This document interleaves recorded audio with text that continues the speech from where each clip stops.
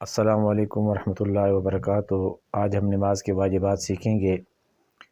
نماز کے واجبات میں سے اگر کوئی ایک واجب یا دو واجب رہ جائیں تو سجدہ سہو کرتے ہیں۔ ان میں سب سے پہلا ہے کہ آپ نے جب نماز شروع کرنی ہے تو اس میں تکبیر تحریمہ کے وقت اللہ اکبر کہنا یہ واجب ہے۔ پھر ہر رکعت کے اندر الحمد شریف پڑھنا، اور الحمد شریف کی ہر آیت جو ہے، اس کی 7 آیتیں ہیں تو ہر آیت اور اس کا ہر لفظ جو ہے وہ واجب ہے۔ اگر کوئی لفظ رہ گیا یا کوئی آیت چھوڑ دی تو اس پر سجدہ سہو جو ہے آپ کے اوپر لازم آئے گا۔ اس طرح الحمد شریف کے بعد فرض کی پہلی 2 رکعتوں کے اندر، سنتوں کے اندر، وتر کے اندر، عیدین اور جمعے کی نماز کے اندر الحمد شریف کے بعد چھوٹی صورت یا 3 چھوٹی آیات یا ایک بڑی آیت جو 3 چھوٹی آیتوں کے برابر ہو، اس کو پڑھنا۔ الحمد شریف پہلے ہونا اور سورت بعد میں ہونا۔ الحمد شریف اور سورت کے درمیان آمین اور بسم اللہ کے سوا کسی چیز کا فاصل نہ ہونا۔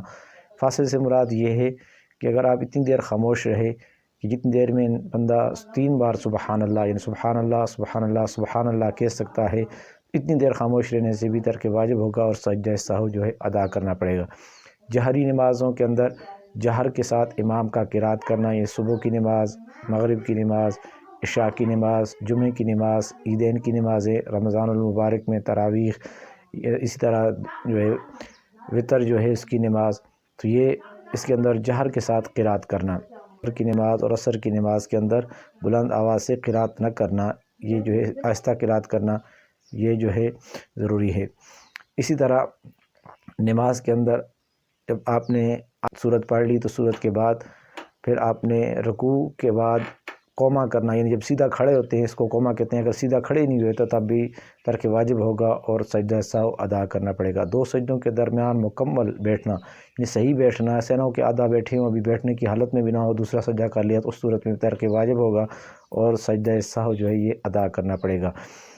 فرض کی اگر آپ 2 رکعتیں پڑھ رہے ہیں تو اس تحیات کے اندر تشہد پڑھنا یہ واجب ہے۔ اگر 2 سے زیادہ رکعتیں ہیں، 3 ہیں یا 4 رکعتیں پڑھ رہے ہیں تو اس کے اندر دوسری رکعت کے بعد تحیات بیٹھنا یہ واجب ہے۔ جب آپ تحیات بیٹھیں دوسری رکعت کے اندر، یعنی آپ 4 یا 3 رکعتیں پڑھ رہے ہیں اور آپ 2 رکعتوں کے بعد آپ بیٹھتے ہیں تو اس میں تشہد پر اضافہ نہ کرنا، یعنی اللہم صلی علی محمد آپ نے یہ کہہ دیا یا اللہم صلی علی سیدنا کہہ دیا تو ترک واجب ہوگا اور سجدہ سہو ادا کرنا پڑے گا۔ لیکن اگر اس سے کم آپ نے کہہ دیا اللہم صلی کہا اور یاد آ گیا کہ بھئی میں نے ابھی تیسری رکعت بھی پڑھنی ہے تو اس صورت میں سجدہ سہو واجب نہیں ہوگا۔ اسی طرح آخری رکعت کے اندر تشہد پڑھنا جو ہے، یہ آخری رکعت کے تحیہ کے اندر تشہد پڑھنا جو ہے یہ یعنی عبدہ و رسولہ تک جو ہے یہ پڑھنا واجب ہے۔